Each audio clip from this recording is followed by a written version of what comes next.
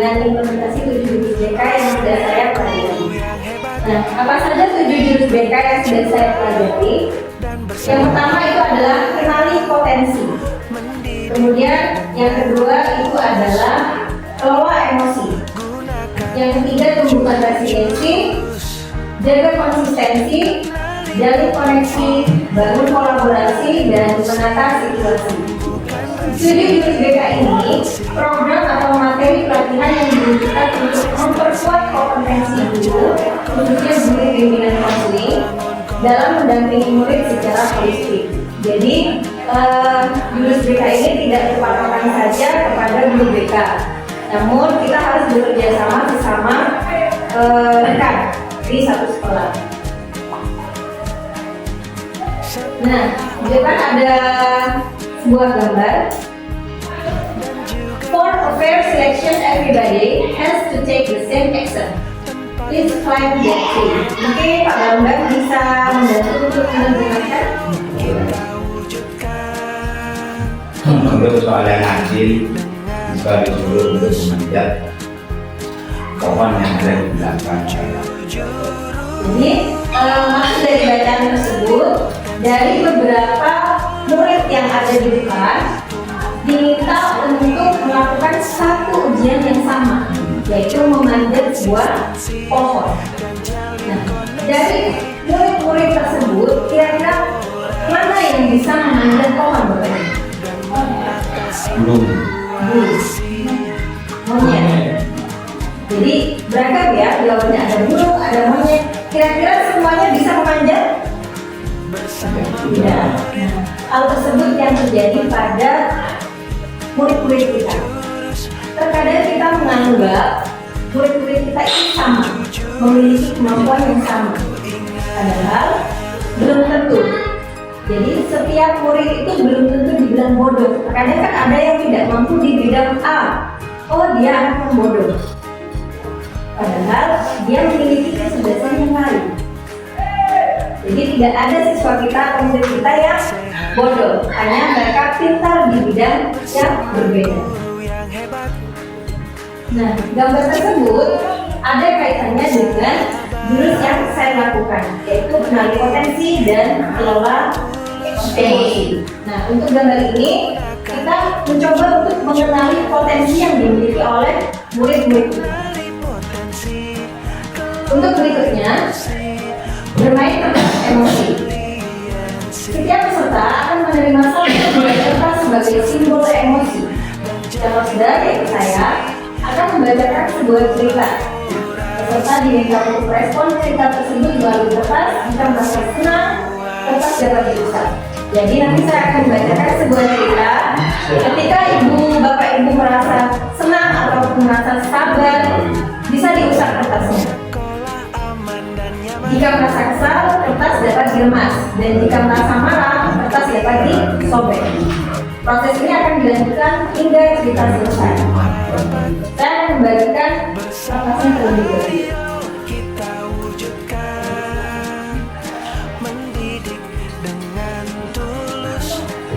Baik, kita mulai ya Bapak Ibu. Pagi itu, Bapak Ibu guru berangkat ke sekolah, mengendarai sepeda motor, dan bahan ajar yang sudah disiapkan rapi digantungkan di motor.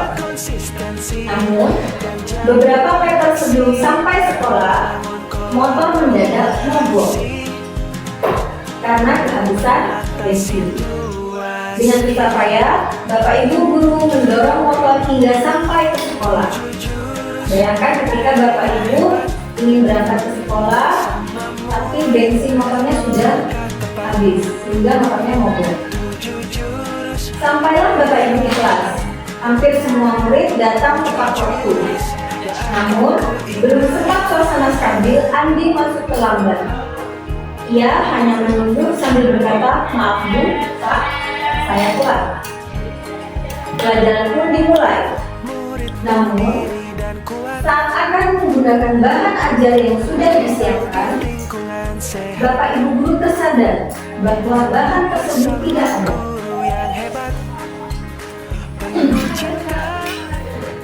Kemudian, sudah bagaimana kondisi kertasnya saat ini? Ada yang masih rapi, mulus, rapi. Ada yang sudah rusak, robek? Ada yang rusak. Oke. Ini saya rusak ini Bu. Ada yang sobek, ada yang rusak, ada yang masih bersih rapi. Ya. Nah, mari kita diskusi dan gali mak. Bagaimana kondisi kertas yang Bapak Ibu pegang sekarang? Bagus, rapi. Bagus, rapi. Yang satu masih ada yang ini ya Pak Bambang ya? Saya kusut ini Bu, habis saya remas-remas tadi. Oke. Apakah Ibu Bapak merasa menyesal dengan apa yang sudah dilakukan pada kertas? Nah, ini maksud dari sini.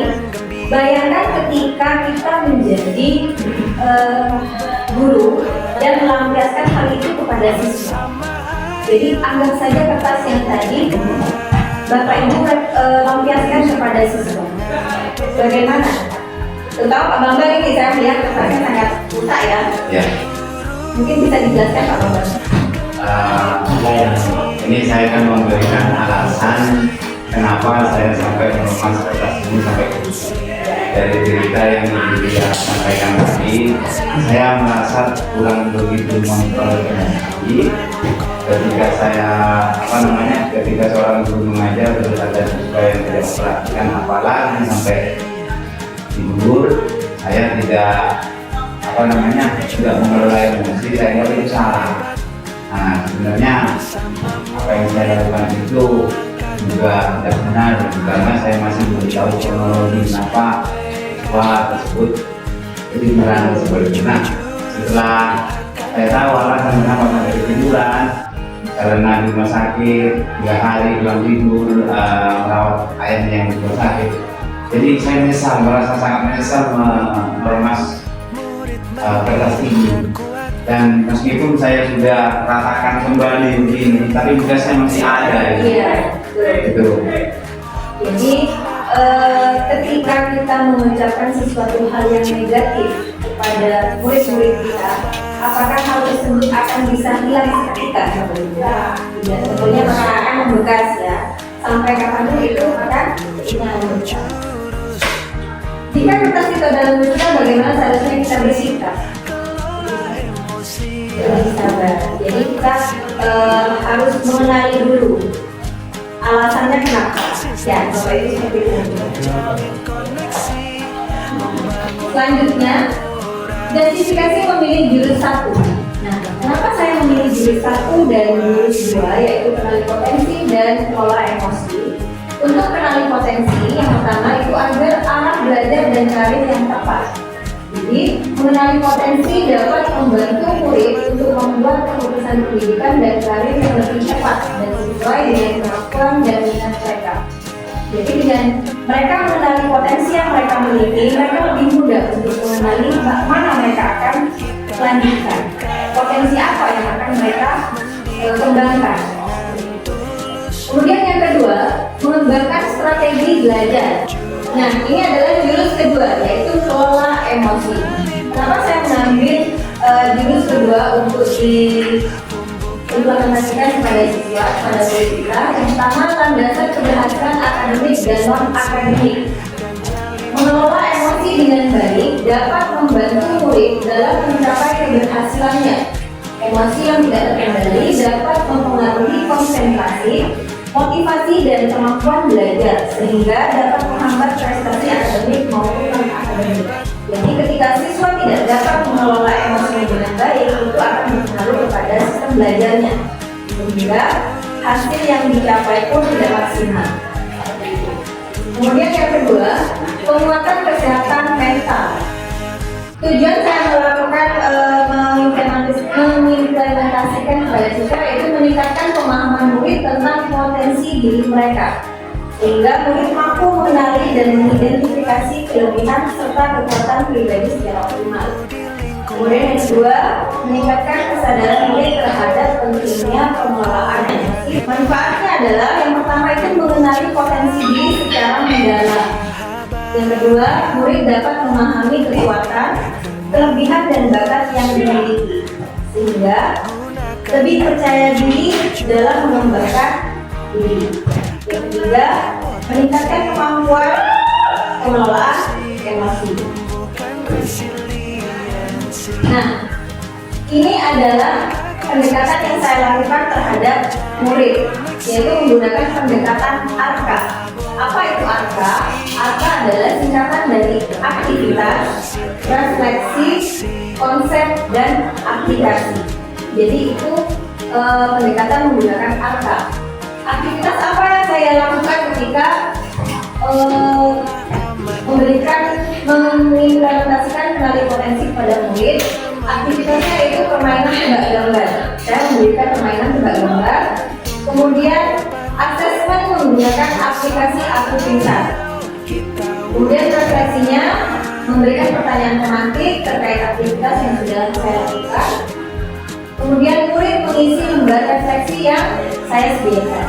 Konsepnya tentang potensi diri, gaya belajar, dan kecerdasan mendengar. Kemudian aplikasinya yaitu saya membentuk murid menjadi beberapa kelompok sesuai dengan asesmen gaya belajarnya dan mendiskusikan persamaan dan perbedaan serta cara belajar yang efektif. Sedangkan pada kelola emosi, aktivitas yang saya lakukan yaitu murid menyimak cerita seperti yang saya lakukan kepada Bapak Ibu tadi. Kemudian mereka menunjukkan perasaannya dengan mencetak sebuah emoji sesuai dengan apa yang mereka rasakan. Dan berikutnya, guru BK memberikan pertanyaan tematik. Jadi saya memberikan pertanyaan tematik terkait dengan apa yang sudah mereka lakukan. Kemudian konsep yang saya berikan yaitu tentang pengertian emosi, manfaat belajar sosial emosional, dan 14 pengembangan keterampilan sosial emosional. Aplikasi yang saya berikan yaitu mereka dibentuk sebuah kelompok, kemudian mendiskusikan sebuah kasus yang sering terjadi pada pertemanan mereka dan bagaimana cara mengatasinya. Nah, ini merupakan aktivitas yang saya berikan. Ini adalah sebuah gambar di mana dari gambar tersebut ada beberapa tokoh yang memiliki profesi yang berbeda sesuai dengan kecerdasan emosional dan gaya belajarnya. Kemudian yang di sebelah kanannya itu adalah aplikasi Aku Pintar yang sudah murid-murid kita lakukan. Nah, ini adalah aktivitas dari pola emosi. Itu adalah lembaran emoji yang mereka centang, dan di sebelah kanannya itu adalah cerita yang saya bacakan. Mungkin itu saja yang dapat saya sampaikan. Semoga apa yang saya sampaikan bisa kita aplikasikan langsung kepada siswa, tidak hanya di guru BK tetapi untuk semua guru yang ada di sekolah kita. Itu saja, saya akhiri. Assalamualaikum warahmatullahi wabarakatuh. Waalaikumsalam warahmatullahi wabarakatuh. Gunakan 7 jurus, kenali potensi, kelola emosi, tumbuhkan resiliensi, jaga konsistensi dan jalin koneksi, membangun kolaborasi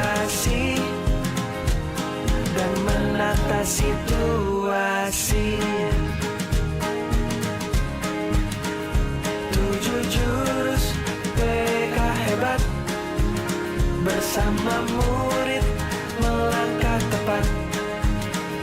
7 jurus PK hebat, 7 jurus yang akan ku ingat.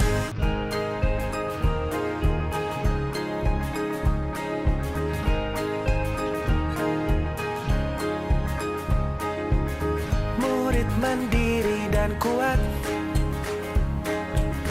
tumbuh di lingkungan sehat, bersama guru yang hebat, penuh cinta dan bersahabat.